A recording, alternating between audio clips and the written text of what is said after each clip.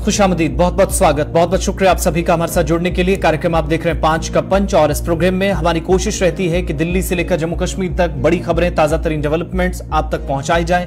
Update आइंदा 24 घंटों में क्या होगा और अब तक की जो दिन भर की सारी सूरत हाल रही, कुछ बड़ी खबरें कम वक्त में आपके सामने रखने की हमारी कोशिश रहती है। टेलीविजन स्क्रीन पर देखने के अलावा तमाम सोशल मीडिया प्लेटफॉर्म्स पर भी आप हमारे साथ रहेंगे। आपका फीडबैक बहुत ही जरूरी है, इंपॉर्टेंट है। आपकी आरा हम तक पहुंचना इंतहाई जरूरी है।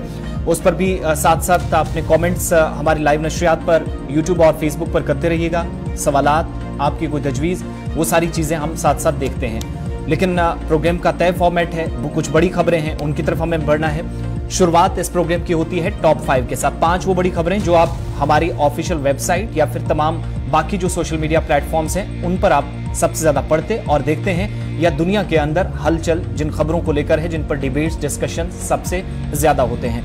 तो सबसे पहले टॉप 5 पर नजर दौड़ाते हैं। कौन सी 5 बड़ी खबरें हैं जो इस वक्त सबसे ज्यादा सुर्खियों में है, और उसके बाद हम 5 के पंच की शुरुआत आगे चलकर जम्मू कश्मीर की खबरों के साथ करेंगे।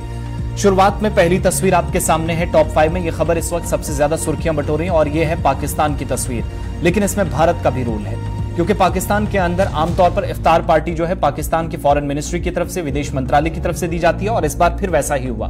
बिलावल भुट्टो जरदारी जिन्होंने इस्लामाबाद के अंदर डिप्लोमेटिक कॉर्प्स के अंदर जहां पर उन्होंने ये इफ्तार पार्टी मुनक्किद की थी, पार्टी कराई, लेकिन इन सब के बीच में आमतौर पर हमने ये देखा था कि बिलावल भुट्टो जरदारी से पहले जब जब कभी इफ्तार पार्टी हुआ करती थी इस्लामाबाद के अंदर या कहीं और अगर कराने की तैयारी होती थी, तो सिर्फ उन डिप्लोमेट्स को या उन लोगों को बुलाया जाता था जो मुस्लिम देशों से हैं, मुस्लिम कंट्रीज से हैं। इस बार जरा अलग देखने को मिला और इस पर पाकिस्तान की तनकीद भी हो रही है, पाकिस्तान को टारगेट भी इस पर किया जा रहा है। इस बार यह हुआ कि फॉरेन मिनिस्टर बिलावल भुट्टो जरदारी की तरफ से इन्विटेशन भेजा गया भारत के अफसरों को भी, और भारत के जो इस्लामाबाद के अंदर यानी पाकिस्तान की नेशनल कैपिटल के अंदर जो डिप्लोमेट्स हैं उन्होंने भी इन्विटेशन एक्सेप्ट किया। एक सीनियर डिप्लोमेट जो जराया से पता चला, सूत्रों से पता चला, जिनने फॉरेन ऑफिस में होने वाली बिलावल भुट्टो जरदारी की तरफ से ये जो मीटिंग, ये जो इफ्तार पार्टी बुलाई गई थी, उसमें उन्होंने सबसे पहले जाकर सीधे तौर पर मैसेज दिया कि शायद पहले जैसी सूरत हाल नहीं है।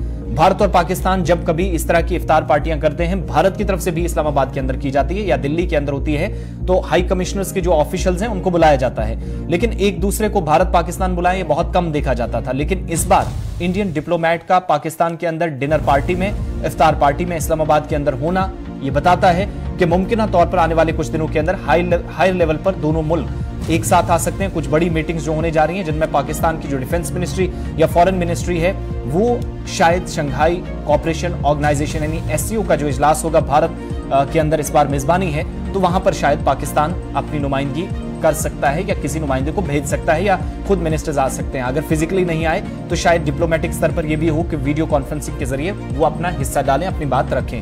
लेकिन इन सब के बीच में डिप्लोमेटिक कॉर्प्स, जो तमाम लोग यहां पर आए थे, फॉरेन मिनिस्ट्री की तरफ से यह भी कहा गया, जो सूत्रों से जानकारी मिली है कि भारत की तरफ से कहा गया कि बड़ा मुश्किल था ये सारी चीजें एक्सेप्ट करना, लेकिन पुरानी जो मुश्किलें हमने खुद अपने लिए खड़ी की हैं, उन सारी चीजों को, हमारे सामने इकोनॉमिक पॉलिसीज हैं, प्रीवियस गवर्नमेंट्स ने कुछ ऐसे जो पॉलिसीज हैं वो अडॉप्ट कर रखी हैं, शायद अब वहां से आगे बढ़ना भी है, अब काम करने की कुछ चीजों पर जरूरत है। ये सारी चीजें जो है सोर्सेज से कंफर्म हो रही हैं। लेकिन ये कंफर्म जरूर है कि पाकिस्तान के अंदर जो डिनर पार्टी या इफ्तार पार्टी होस्ट की गई, तस्वीर आपके सामने है।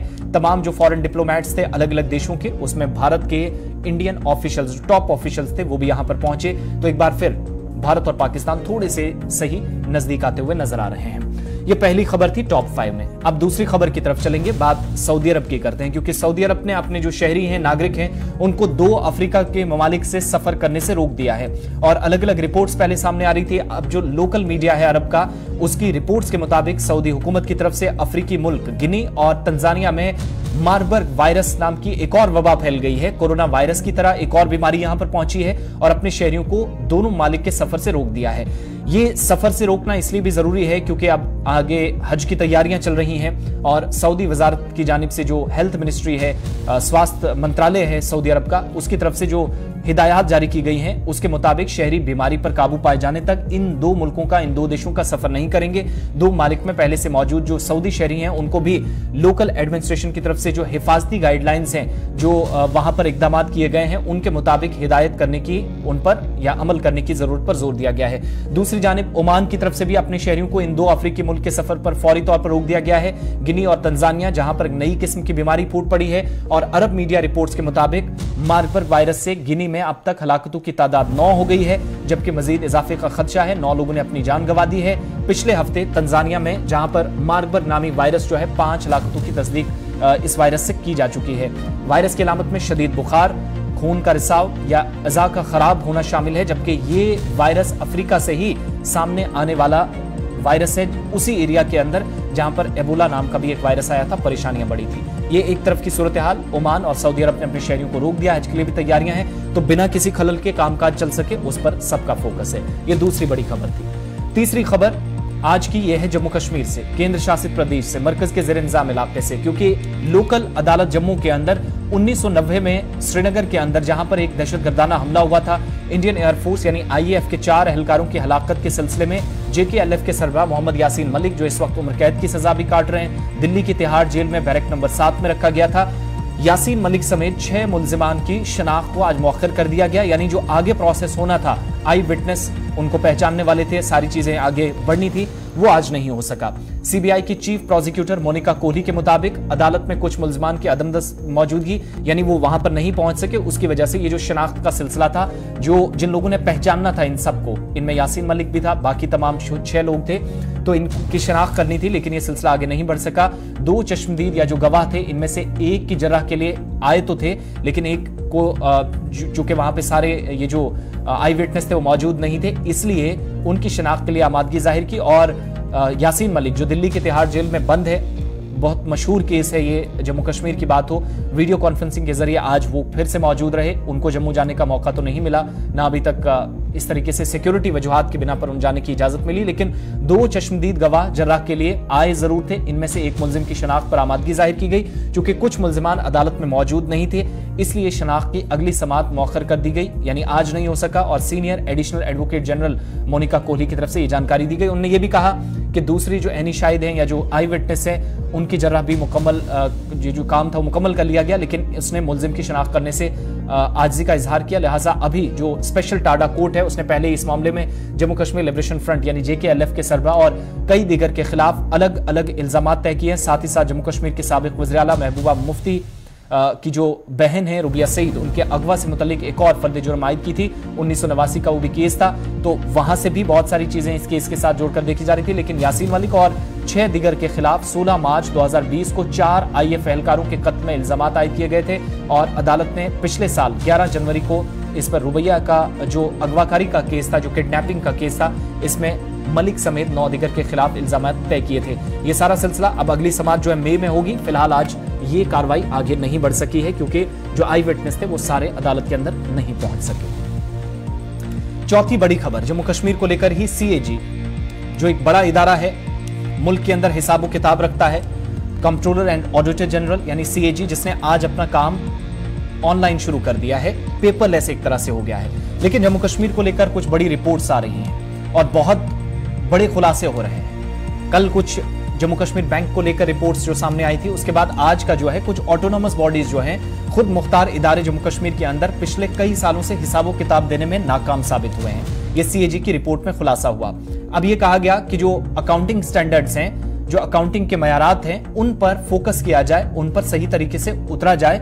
और CAG जिसने अपना काम आज दिल्ली के अंदर भी यानी 1 अप्रैल से पेपर बेस शुरू कर दिया, काम काफी ज्यादा बढ़ रहा था, दबाव था, तो डिजिटलाइजेशन का प्रोसेस शुरू कर दिया गया। लेकिन बड़ी बात यह कि कहीं ना कहीं माली बेज़ाब्तियां जम्मू कश्मीर के बहुत सारे शोबों के अंदर हुई हैं, जो खुद मुख्तार इदारे हैं। यही वजह है कि CAG की इस रिपोर्ट के मुताबिक ऐसा खदशा है या फिर इस तरह के शक व शुबहात पैदा हो रहे हैं कि सरकार की तरफ से पैसा काफी ज्यादा दिया जाता रहा, खर्च होता रहा, लेकिन इस पैसे का हिसाब किताब डिपार्टमेंट्स के पास नहीं। इतना ही नहीं, यहां पर यह भी कहा गया CAG की तरफ से कि जब डिपार्टमेंट से कोई रिस्पांस नहीं आया तो सरकार के साथ भी राब्ता किया गया, लेकिन बदकिस्मती ये कि सरकार ने भी लैतुलैल से काम लिया, संजीदगी नहीं दिखाई, और 12-12 साल का या 9-9 साल का कई बड़े इदारों का अभी तक पेंडिंग जो केसेस हैं वो पड़े हुए हैं। कुछ बड़े डिपार्टमेंट हैं, इनमें एक कैंपा है जो खुद मुख्तार बॉडी है, जो इस वक्त compensatory afforestation management and planning authority कहलाती है।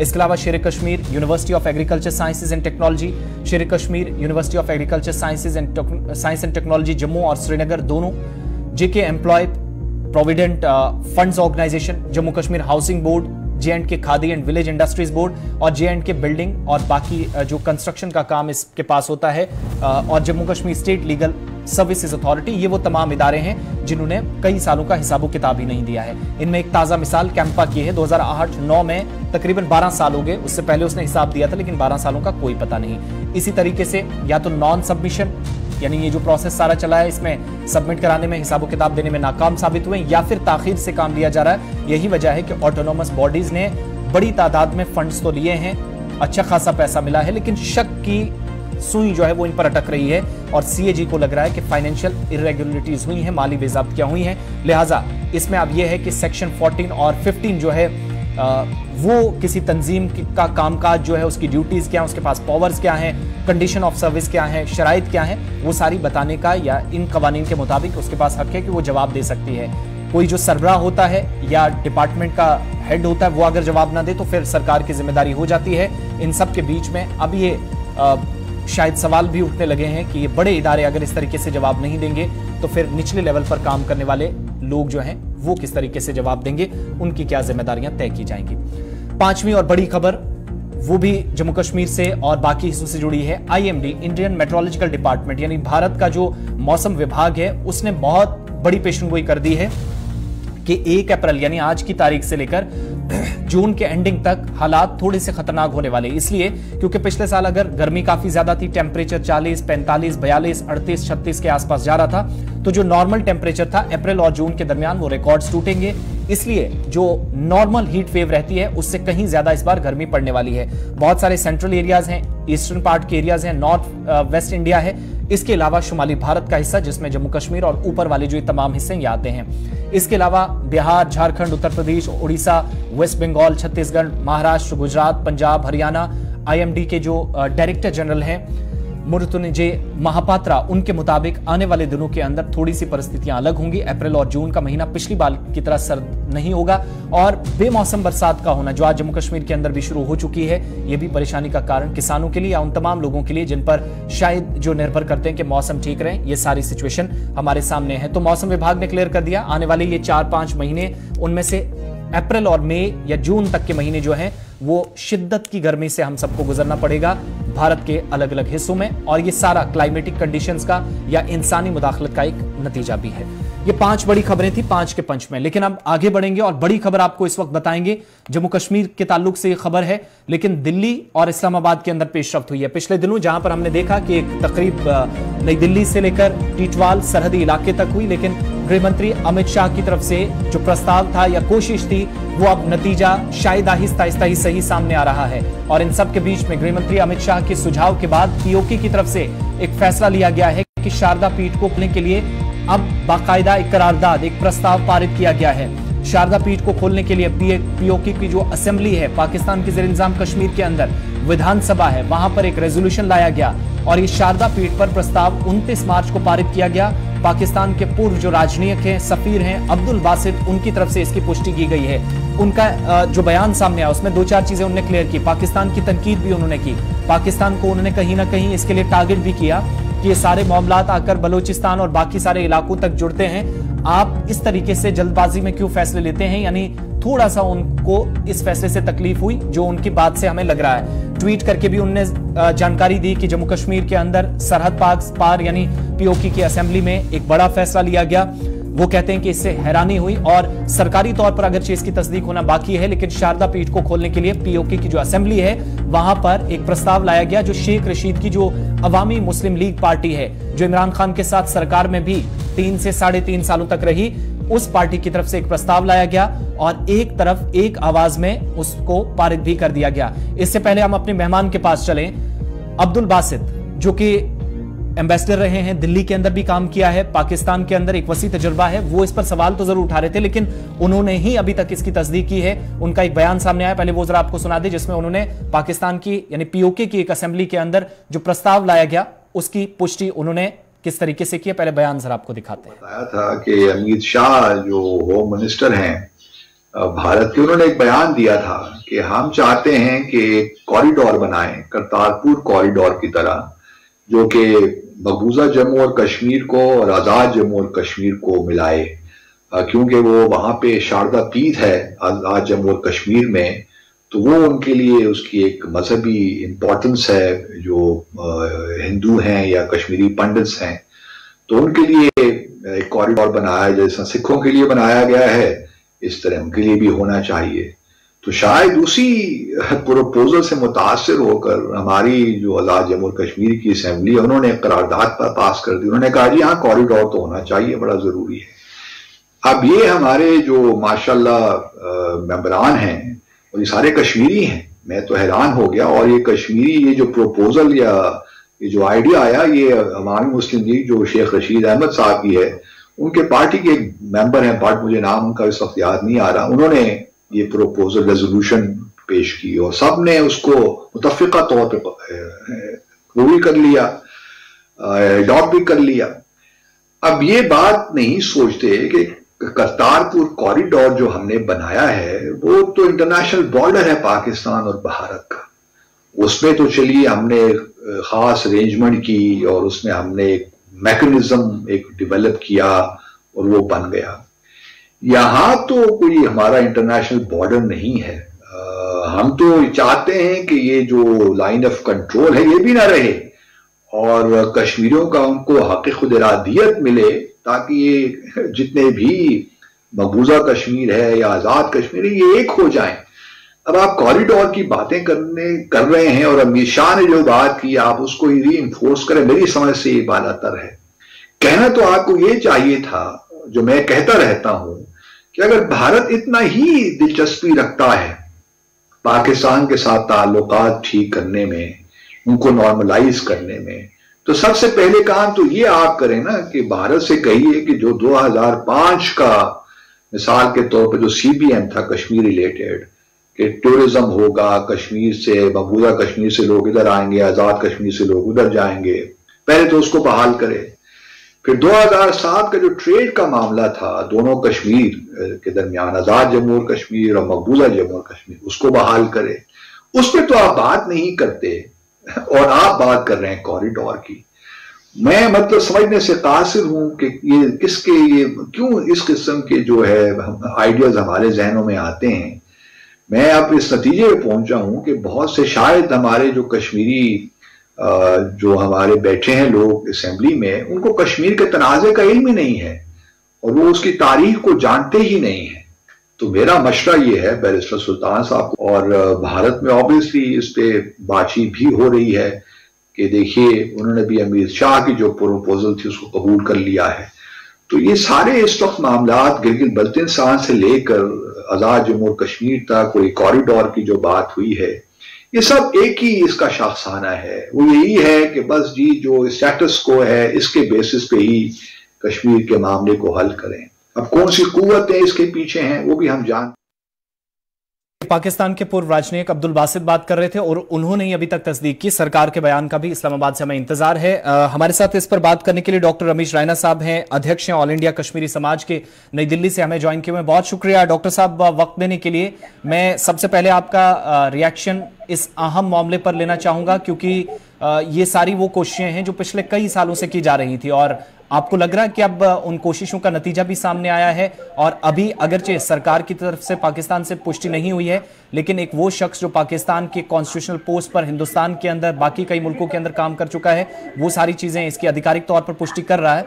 तो इसका मतलब है कि जो 22 तारीख को भी एक कोशिश हुई, एक बड़ा कार्यक्रम हुआ, टीटवाल के अंदर मंदिर ओपन हुआ, उद्घाटन किया गया, उस वक्त जो बातें कही गई थी, कुछ दिनों के बाद से ही ये सारी डेवलपमेंट सरहद पार के हो गई हैं। क्या कहेंगे इस पर? देखिए, सबसे पहले मैं आपका धन्यवाद दे दूंगा, आपने मुझे एक मौका दे दिया आपकी चैनल पे बात करने का जी। ये जो ये टीटवाल की यात्रा हुई, ये जो मूर्ति स्थापना हुई, ये जो मंदिर हुआ, ये उस आदमी का नतीजा है, उसका जो दृढ़ निश्चय उन्होंने लिया था, जिनका नाम है रविंद्र पंडित जी, और जो गृह मंत्री जी ने उनकी बात कही वहां पर, और उन्होंने कम से कम 6-7 साल लगाए इस जो यात्रा उन्होंने की थी, शारदा माता यात्रा की, जहां से कौन कौन सी अड़चने उनके सामने आए, क्या क्या ऑब्स्टेकल्स उनके सामने आए, उन्होंने उन सब ऑब्स्टेकल्स को धीरे धीरे क्रॉस करके, और जब 22 मार्च को वहां पर एक मूर्ति स्थापना हो गई, टेम्पल का उद्घाटन हो गया। इतना ही नहीं, इन सब चीजों के पीछे अगर आप देखेंगे फोर्स ऑफ सर्कमस्टेंसेस ऐसा है कि आज की डेट में पाक ऑक्यूपाइड कश्मीर के लोग भी इसको फोर्स कर रहे हैं यहाँ की तरफ से भी। हालांकि आप ये देख लें, जो जमीन, जिस जमीन पे टेम्पल वहां पर आया है, उस जमीन को डोनेट किया है वहां के लोकल कश्मीरी मुसलमान ने। तो कहने का मतलब ये है कि कुछ साल पहले जब पंडिता जी से मेरी बात हुई तो उन्होंने बताया था कि उन्होंने एक लेटर लिखा था आजाद कश्मीर सुप्रीम कोर्ट के चीफ जस्टिस को, और उन्होंने उस लेटर को पेटिशन मान के वहां हिदायत दिलवाए थे आजाद कश्मीर की एडमिनिस्ट्रेशन को कि शारदा जो टेम्पल है उसका अपकीप होना चाहिए। और मैं नहीं समझता हूं कि ये नामुमकिन है। जो शारदा, जो करतारपुर साहब कॉरिडोर टाइप पे जो आज की डिमांड आ रही है, जो सेंटिमेंट बन रहा है कि ऐसा होना चाहिए शारदा माता पर भी, तो मुझे नहीं लगता है ये नामुमकिन है। क्योंकि जिस कदर जोश, जिस कदर पैशन है, जिस कदर लोग उत्साहित हुए हैं उस एक एपिसोड से, जहां पर अमित शाह जी ने अपने एड्रेस में ये बिल्कुल वाज़े तौर पे बताया कि हम कोशिश करेंगे कि ये शारदा माता कॉरिडोर खुल जाए और लोग शारदा माता का दर्शन करें।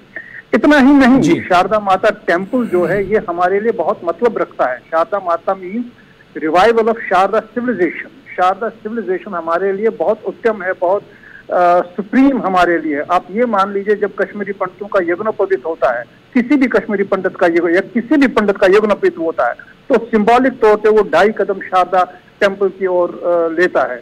तो उसका मतलब ये है कि पुराने जमाने में जब शारदा माता में दर्शन करने जाते थे, तब तक यज्ञोपवीत संभव नहीं होता था जब तक वो शारदा भ्रमण करके नहीं आते थे। और जब से ये शारदा माता पीओके में आ गई, तब से एक सिंबॉलिक तौर पे हम 2.5 कदम उस डायरेक्ट दिशा में देते हैं। तो मेरी समझ में ये है कि ये ऐसा संभव है, ऐसा मुमकिन है, क्योंकि जब करतार साहब कॉरिडोर खुल सकता है तो शारदा माता कॉरिडोर क्यों नहीं खुल सकता है? क्योंकि इन दोनों चीजों में समानताएं हैं। जो उनका ये करतारपुर साहब है वो भी अक्रॉस एलओसी है, और जो शारदा माता ये भी अक्रॉस एलओसी है। तो मुझे नहीं लगता कि इसमें कोई ऐसी अड़चन आनी चाहिए। तो मैं भगवान से प्रार्थना करूंगा, और अपने जो मीडिया भाई आप यहाँ पर हमारे ये प्रोग्राम कवर करते हैं, इसको ज्यादा से ज्यादा प्रोत्साहन देके ऐसे होने की संभावना हमें। ठीक है, ये तो एक तरफ की बात हो गई जो प्रस्ताव आया उस पर, लेकिन दोनों मुल्कों को आप देखेंगे तो काफी ज्यादा तकरार रहे हैं। और हमने देखा कि 2016-17 के बाद काफी ज्यादा हालात दोनों देशों में खराब रहे। इस चेंज को, इस डेवलपमेंट को कैसे आप दिल्ली और इस्लामाबाद के दरमियान कनेक्ट करने का भी एक जरिया देखते हैं या समझते हैं? क्योंकि करतारपुर कॉरिडोर भी इसी दरमियान खुला, इन सब के बीच में सीज फायर वायलेशन जो हो रही थी वो भी रोकी गई। दोनों ने जिस तरीके से बातचीत करके हालात को बेहतर करने की कोशिश एलओसी के दोनों तरफ की है, तो ये जो तीसरी बड़ी कोशिश हुई है, जब रिश्ते दोनों के ठीक नहीं है, तो आपको लगता है कि ये कोशिश भी रंग लाएगी, दोनों के रिश्ते बहुत हद तक बेहतर होंगे, दिल्ली और इस्लामाबाद में डायरेक्ट कॉन्टैक्ट जो था वो दोबारा बहाल होगा, राब्ते बहाल होंगे? मुझे पूरा यकीन है। ये देख लीजिए, गवर्नमेंटों का मतभेद हो सकता है, गवर्नमेंट ऑफ इंडिया का मतभेद पाकिस्तान गवर्नमेंट से हो सकता है, पाकिस्तान गवर्नमेंट का मतभेद भारत की सरकार से हो सकता है, लेकिन लोगों का मतभेद नहीं है। लोग अप्रिशिएट हैं, लोग अप्रिशिएट करते हैं जो ये स्टेप्स किए जाते हैं। आप देख लीजिए करतारपुर साहब कॉरिडोर, आप देख लीजिए वो कैसे वेलकम किया था वहां के लोगों ने। और जो शारदा अभी ये जो मंदिर हुआ, ये देख लीजिए, इसके जो फैंस है वो अक्रॉस पाक ऑक्यूपाइड कश्मीर है। पंडिता जी से जब मेरी वार्ता चल रही थी, जब बातचीत चल रही थी, वो बता रहे हैं कि इसके बहुत सारे सपोर्टर्स वहां पर है। मुझे याद है चंद साल पहले हमारे कश्मीर के एक भाई गए थे वहां पर आजाद कश्मीर, और चुपके से वहां पर वो शारदा टेम्पल, और उन्होंने काफी लेख लिखे, और मैंने भी वो लेख देखे, और मैंने भी वो प्रेजेंटेशन उनकी देखी कि उन्होंने कैसे प्रेजेंट कर दिया। जब लोगों का जुनून हो, जब फोर्स ऑफ सर्कमस्टेंसेस हो, तो सब सरकारों को मानना पड़ता है, क्योंकि डेमोक्रेसी है, और डेमोक्रेसी में सबसे पहले लोगों की आवाज का महत्व है। और जब लोग कुछ चीज को चाहते हैं तो मुझे नहीं लगता कोई भी चीज उसको रोक सकता है। ये लोगों की आजकल डिमांड है, it's a public demand, people want it. लोगों को चाहिए कि हाँ भाई हम शारदा माता के दर्शन के लिए जाए, हाँ भाई ऐसा होना चाहिए। तो जब लोग चाहते हैं तो सरकार, अब ये देख लीजिए आज की डेट में पहली बार गवर्नमेंट ऑफ इंडिया ने जो अमित शाह जी ने अपना एड्रेस कर दिया उस दिन, तो उन्होंने ये बात कही कि हम करतारपुर साहिब कॉरिडोर के तौर पे इसकी कोशिश करेंगे। तो निश्चय ये है कि निश्चित मुझे लगता है कि भारत सरकार इसे तो पहल हो जाएगा और मुझे लगता है कि पाकिस्तान सरकार भी इसके आड़े नहीं आएगी। बहुत बहुत शुक्रिया डॉक्टर साहब दिल्ली से वक्त देने के लिए और इस अहम मुद्दे पर अपनी बात रखने के लिए।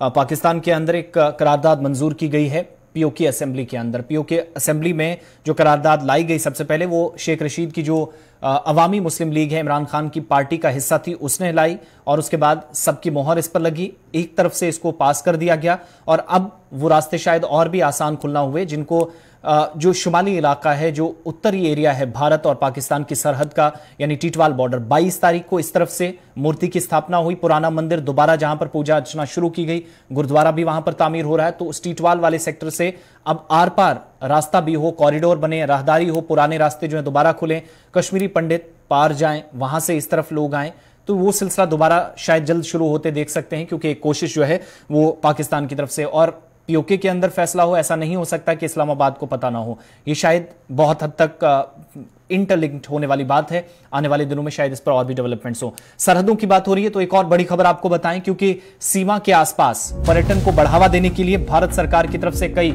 ऐसी जगह थी जिनका प्रस्ताव सामने रखा गया था और उड़ी में लाइन ऑफ कंट्रोल की जो कमान पोस्ट है उसको भी सूत्रों के अनुसार मिली जानकारी के मुताबिक खोलने की बड़ी तैयारी है। कमान पोस्ट को जल्द ही पर्यटन स्थल के रूप में खोला जाएगा, क्योंकि सूत्रों के हवाले से यह बड़ी खबर है और सीमा पर्यटन को बढ़ावा देने की तरफ से सरकार की एक कोशिश है। ये वो हिस्सा है जो भारत और पाकिस्तान में, जहां चूंकि ब्रिज है, पुल भी है दोनों के दरमियान, अमन सेतु ब्रिज, और ये पुल जो है इसका आधा हिस्सा पाकिस्तान के पास और आधा हिस्सा भारत के पास आता है। तो उस हिस्से को ये जो डिवाइड करने वाला पुल है, टूरिस्ट के लिए भी ये जगह खोली जाए। पुरानी तस्वीरें उस जगह की आपके सामने हैं, जब ट्रेड भी यहां से हुआ करता था, उड़ी मुजफ्फराबाद ट्रेड भी इस रास्ते से होता रहा। इस रास्ते से अब टूरिस्ट भी जा सकें इस ऊपरी इलाके के अंदर। और अब ये कहा जा रहा है, जो जराये से खबर मिल रही है, कि बहुत जल्द एलओसी के पास वाले इस सरहदी इलाके को खोला जाएगा। तैयारियां की जा रही हैं और सिक्योरिटी, बाकी सारी चीजें, और जब से हालात बहुत हद तक बेहतर हुए हैं, सीज फायर वायलेशन सरहद पार से बंद हुई है, दोनों तरफ से फायरिंग रुकी है, तो अब आहिस्ता आहिस्ता हालात की बेहतरी होने के बीच यहां पर सयाहों को भी जाने का मौका मिलेगा, टूरिस्ट भी जाएंगे। इरशाद संवाददाता हमारे साथ इस वक्त बारामूला से हैं। इरशाद, क्या कुछ और जानकारी मिल पाई है, किस तरह की तैयारियां कमान पोस्ट के आसपास हैं? क्योंकि एक लंबे समय से इंतजार था कि इस इलाके को जो बॉर्डर टूरिज्म है उसकी डेवलपमेंट की बात सरकार कर रही थी, तो ये पहला स्टेप उसकी सूरत में हम देखेंगे कि जो नॉर्थ कश्मीर के अंदर फैसला लिया जाएगा, तो क्या हतमी शक्ल दे दी गई है इस फैसले को, तैयारियां कर ली गई हैं? क्या कुछ वहां पर इनपुट्स हैं और तैयारियां हैं जिस मकाम पर टूरिस्ट शायद पहली बार कमान पोस्ट के आसपास जाएंगे? यहाँ पे शुमाली कश्मीर के सरहदी इलाकों की बात करें, खुसूसन हम लाइन ऑफ कंट्रोल के जो नजदीकी इलाके हैं, कमान पोस्ट जो पहले उड़ी आता है, उड़ी के बाद सलामाबाद आता है, उसके बाद जो है कमान पोस्ट, यानी कि हम कमान पोस्ट जो जीरो लाइन पे आता है, आधा हिस्सा वहाँ पे जो ब्रिज है वहाँ पे आधा हिस्सा पाकिस्तान के पास है, आधा जो है हिंदुस्तान के पास है। और ये जो मुआहिदा किया गया, आपको पता है 2021 के बाद जो है यहाँ पे मुआहिदा किया गया, दोनों मुल्कों के बीच में जो इख्तलाफात थे वो ऐसा ऐसा खत्म हो चुके हैं। अब जो है यहाँ पे अब इस टूरिज्म के शक्ल, जो टूरिज्म के नक्शे में जो है इसको लाया जाएगा, जो कमान पोस्ट है। और देखा जाए इस वक्त भी काफी तादाद में जो है यहाँ पे लोग आते हैं इस कमान पोस्ट को देखने के लिए। हालांकि लोगों का ये कहना है कि जब से मुआहिदा किया गया तब से यहाँ पे जो है लोगों के जो मुश्किलात हैं, चाहे हम सीज फायर वायलेशन के हवाले से बात करें, और वो खत्म हो चुके हैं, क्योंकि आहिस्ता आहिस्ता जो है यहाँ पे डेवलपमेंट हो रही है। क्योंकि देखा जाए ये जो पिछले दिनों की बात करें, सरकार या फौज ने ये जो इनिशिएटिव लिया, और हालांकि इसको जो है अब टूरिज्म के नक्शे में लाया जाएगा। अब यहाँ पे जो है बेरोजगारी खत्म हो जाएगी, क्योंकि अब कुछ ही दिनों में जो है काम भी लगाया जाएगा। ये सूत्र के मुताबिक ये कहा जाता है, क्योंकि जो उड़ी के सरहद के बिल्कुल नजदीक लोग रह रहे हैं, उनका ये कहना है ये एक सराहना कदम है, क्योंकि सियासी लीडरों की जानिब से, चाहे हम मुकामी लोगों की जानिब से या दीगर जो लोग जो वहाँ पे काम करते हैं, उनका ये कहना है कि इससे जो है बेरोजगारी खत्म हो जाएगी, क्योंकि ये सरकार की जानिब से, चाहे फौज की जानिब से, ये एक सराहना कदम है। फिलहाल अगर ट्रेड फैसिलिटेशन सेंटर के हवाले से बात करें वो भी बंद पड़ा हुआ है। अगर उसको भी खोलने की इजाजत दी जाए ताकि लोगों के जो मुश्किलात हैं वो खत्म हो सके, क्योंकि इस वक्त आप इन विजुअलों में देख सकते हैं, क्योंकि ये जो पुराने विजुअल्स हैं, चाहे हम नए विजुअलों की बात करें, क्योंकि इसमें साफ तौर पर जो है दिखता हुआ नजर आ रहा है किस तरह जो है लोग वहां पे जा रहे हैं। क्योंकि इस वक्त बाज़ाब्ता तौर पर एसडीएम उड़ी या फौज की बात करें, वहां पे ब्रिगेड में जो है परमिशन लिया जाता है। जब ये खोल दिया जाएगा टूरिज्म में, इसको तब्दील किया जाएगा, फिर बाद में जो है परमिशन देने की जरूरत नहीं। और लोगों का ये कहना है तो इरशाद यहाँ पर क्या आर्मी की तरफ से सारे इकदाम होंगे या फिर सिविल अथॉरिटी या टूरिज्म डिपार्टमेंट है उसकी तरफ से भी कोई कोशिश होगी? फिलहाल ये कहा जाता है, क्योंकि हमने कल जो है एसडीएम उड़ी के साथ बात की तो उनका ये कहना है कि हम इसमें जो है हमारा कोई रोल नहीं है। फिलहाल यहाँ पे जो है सारा कुछ फौज देख रही है, जो कि उड़ी में जो ब्रिगेड है। कोई डेट फिक्स की गई है कब तक ये ओपन होगा? ये आने वाले समय के बाद, फिलहाल जो है कोई डेट नहीं दिया गया। आने वाले समय के बाद जो है इस कमांड पोस्ट जो है इसको खोल दिया जाएगा। बहुत बहुत शुक्रिया जानकारी देने के लिए। बारामूला से हमारे साथ थे। तो कमांड पोस्ट आने वाले दिनों के अंदर सूत्रों से मिली जानकारी के मुताबिक कि खोली जाएगी और पर्यटक भी यहां पर जा सकेंगे, सयाह सैरो तफरी के लिए जा सकेंगे। आगे बढ़ते हैं, कश्मीर से जरा जम्मू का भी रुख करते हैं, क्योंकि जम्मू कश्मीर के अंदर आज से सरकार की तरफ से जो पहले ही एक ऑर्डर सामने आया था उसके मुताबिक काम शुरू हुआ है। और प्रॉपर्टी टैक्स, जम्मू कश्मीर के अंदर प्रॉपर्टी टैक्स आज से यानी 1 अप्रैल 2023 से लागू हो गया और जम्मू के अंदर जम्मू म्युनिसिपल कॉर्पोरेशन की तरफ से काम आज से शुरू कर दिया गया है। जो संपत्ति शुल्क टैक्स है यानी वो लागू कर दिया गया है और घरों के अंदर अब डिजिटल नंबर लगाने के बाद से ही वसूली जो रकम है वो वसूल की जाएगी। साथ ही साथ ये भी जेएमसी की तरफ से जो बयान आया है जम्मू म्युनिसिपल कॉर्पोरेशन की तरफ से कि वसूली तकरीबन 1.5 से 2 महीनों के बाद की जाएगी। यानी ये सारा सिलसिला फिलहाल अब से तो लागू कर दिया जाएगा। प्लेट्स लगाई जाएंगी और डिजिटल प्लेट्स होंगी, उस पर उसी तरीके से पता चलेगा जैसे आपके घरों में स्मार्ट मीटर्स लगे होते हैं, बिजली का किराया कितना बना है, कब अदा हुआ है, वो सारी चीजें डिटेल्स जो हैं कंसर्न अथॉरिटीज के नोटिस में रहती हैं। उसी तर्ज पर यहां पर भी काम शुरू की जाएगा। तो जेएमसी की तरफ से भी संपत्ति शुल्क जो है वो लागू कर दिया गया है। कश्मीर के अंदर भी जो पहले से सरकार का ऑर्डर है उसके मुताबिक लागू हो जाएगा। श्रीनगर म्युनिसिपल कॉर्पोरेशन के हुदूद में सारी चीजें, और इस पर काफी हंगामे के बाद बयान भी लेफ्टिनेंट गवर्नर एडमिनिस्ट्रेशन का सामने आता रहा, जिसमें कहा गया कि यूनियन टेरिटरी के अंदर 40% के आसपास ऐसे लोग हैं जो संपत्ति शुल्क है या जो प्रॉपर्टी टैक्स है वो नहीं देंगे। सीधा जम्मू चलते हैं, हमारे साथ रितिका राजपूत इस वक्त ज्वाइन की है। रितिका, ये जो डिजिटल नंबर प्लेट्स लगाने का सिलसिला है आज से तो प्रॉपर्टी टैक्स लागू हो गया है, क्या ये प्लेट्स ऑलरेडी लगी हैं या आज से काम शुरू हुआ है? क्या इसमें कितने दिनों तक और काम जो है काम में वक्त लग सकता है? और 1.5-2 महीनों के अंदर टैक्स वसूली की बात भी जेएमसी की तरफ से कही गई है। बता दें कि यहाँ पे जम्मू कश्मीर में आज 1 अप्रैल से प्रॉपर्टी टैक्स जो है उसे लागू कर दिया गया है, लेकिन प्रॉपर्टी टैक्स की वसूली का काम जो है वो 1.5 से 2 महीने के बाद किया जाएगा। सबसे बड़ी वजह इसके पीछे ये बताई गई है कि अभी तक घरों की रजिस्टर जो करने का कार्य चल रहा था, प्रतिक्रिया जो चल रही थी वो अभी तक संपन्न नहीं हुई है। सारे घर अभी तक रजिस्टर नहीं हो पाए हैं, जिसकी वजह से यहाँ पे जो एक QR सिस्टम यहाँ पे लगाया जाने वाला था और साथ ही साथ घरों पे आपको बता दें कि डिजिटल नंबर लगाए जाने की जो बात की जा रही थी वो प्रक्रिया संपन्न नहीं हो पाई है। इस प्रक्रिया के संपन्न ना होने की वजह से ये मुश्किल है कि लोगों को टैक्स लगाया जाए। इसलिए यहाँ पे जम्मू के मेयर यहाँ पे राजेंद्र शर्मा की तरफ से भी यही बात कही गई है कि 1.5 से 2 महीने तक का समय लग सकता है, उसके बाद प्रॉपर्टी टैक्स पे की जाएगी। प्रोसेस कंप्लीट हो चुका है और अगर हुआ है रितिका तो कितने लगभग इसमें घर हैं जो म्युनिसिपल कॉर्पोरेशन की लिमिट्स में आते हैं या कमेटियों की लिमिट में आते हैं जिन पर सबसे पहले ये टैक्स लागू होगा? आपको बता देना चाहते हैं कि अभी तक यहाँ पे जम्मू में शहरों के घरों का यहाँ पे जो वर्णन किया गया है 5,20,000 के करीब घर बताए गए हैं और उन घरों में ज्यादातर घरों में अभी प्रक्रिया चल रही है कि उनको यहाँ पे रजिस्टर किया जाए, उन्हें डिजिटल नंबर प्रोवाइड किया जाए, QR कोड सिस्टम को भी वहाँ पे लगाने के कार्य की प्रक्रिया जो है उसे संपन्न कर लिया जाए। और यहाँ पे यही बात कही जा रही है इसमें से 2 लाख घर ऐसे हैं जिन्हें साल में मात्र 1,000 रुपए ही देना होगा और 40% ऐसे भी यहाँ पे संख्या बताई गई है जिन्हें बिल्कुल भी टैक्स पे नहीं करना है। ऐसे में मेयर की तरफ से कहा गया है कि प्रक्रिया जो है यहाँ पे तमाम तरीके की वो सुचारू रूप से आगे बढ़ रही है, लगातार इस पे काम चल रहा है, परंतु थोड़ा समय इसमें जरूर लगेगा। इसमें उन्होंने समय का अंदेशा जरूर दिया है, 1.5 से 2 महीने उन्होंने बताया है, यानी कि अभी भी समय लगेगा इस प्रक्रिया को पूरा होने में। 1.5 से 2 महीने के बाद। तो इस पर हमने हंगामा काफी ज्यादा देखा। जब से ऐलान पहली बार हुआ उसके बाद ऑर्डर्स आए, लेफ्टिनेंट गवर्नर ने इस पर बात दोबारा से की, क्लियर करने की कोशिश प्रेस कॉन्फ्रेंस के जरिए हुई, बयानों के जरिए हुई।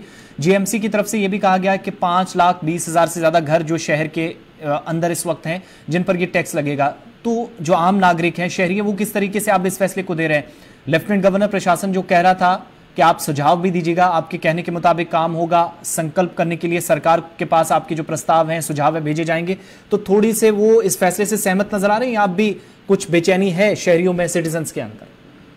आपको बता दें कि शुरुआती दिनों में जब प्रॉपर्टी टैक्स लगने की बात निकल कर आई थी, तब लोगों की प्रक्रिया जो थी वो हैरानी से भरी हुई थी और साथ में लोग यहाँ पे नाराज भी नजर आए थे। परंतु उसके बाद जब काउंसलिंग सेशन करवाए गए, बातचीत की गई, इस पूरी क्लैरिटी जो है वो यहाँ पे जब दिखाई गई, तो उसके बाद लोगों को समझ में आया कि आखिरकार प्रॉपर्टी टैक्स क्यों कलेक्ट किए जा रहे हैं। तो अब जाके यहाँ पे शहरों की बेटरमेंट के लिए लोग भी इसमें सहमत नजर आ रहे हैं। लोगों का कहना है कि अगर शहरों के विकास के लिए प्रॉपर्टी टैक्स ले रहे हैं तो हम आने वाले दिनों में यहाँ पे उसका अच्छा रिजल्ट भी देखना चाहेंगे। यानी कि लोगों को अब ये उम्मीद है कि अगर उनसे टैक्स लिया ही जा रहा है तो उसके बदले में उन्हें शहरों की एक बेहतर तस्वीर भी देखने को मिलेगी। बहुत बहुत शुक्रिया जानकारी देने के लिए। तो जम्मू कश्मीर के अंदर आज से सरकार के आदेश के मुताबिक शुल्क लागू हो गया है, प्रॉपर्टी टैक्स लागू हो गया है। जीएमसी के अनुसार शहर में 5,20,000 के आसपास घर हैं, जिनमें से 2 लाख के आसपास ऐसे घर हैं जिनको 1,000 रुपए साल का देना है, तो ज्यादा नहीं है जो डिपार्टमेंट या कंसर्न अथॉरिटीज या कॉर्पोरेशन इस वक्त बता रही हैं। दूसरा, आने वाले दिनों के अंदर और काम तेजी से होगा। डिजिटल जो बोर्ड्स हैं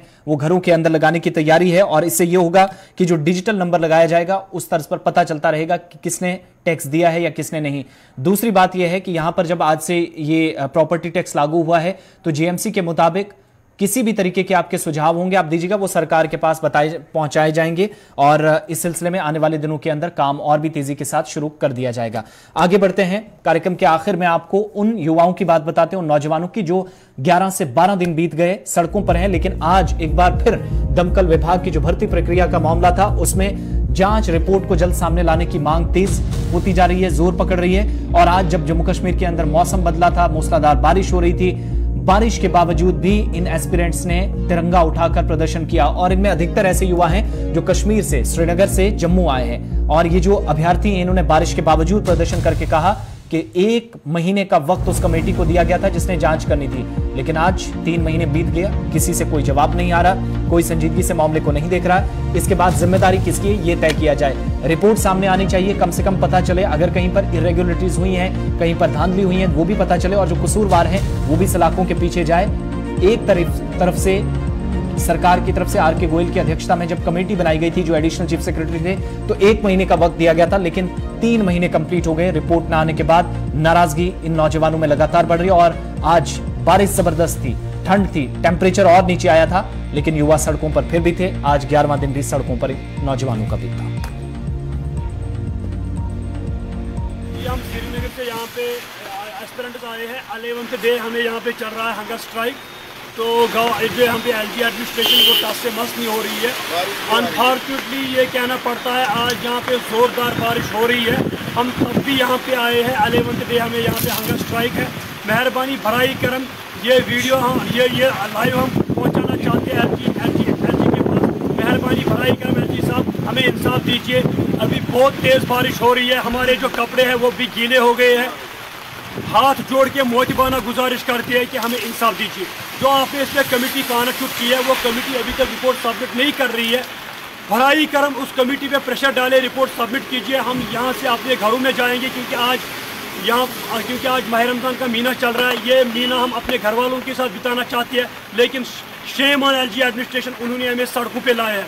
मोहतबाना गुजारिश करते हैं एलजी साहब को और 3 मेंबर कमेटी को कि मेहरबानी कीजिए आप रिपोर्ट सबमिट कीजिए।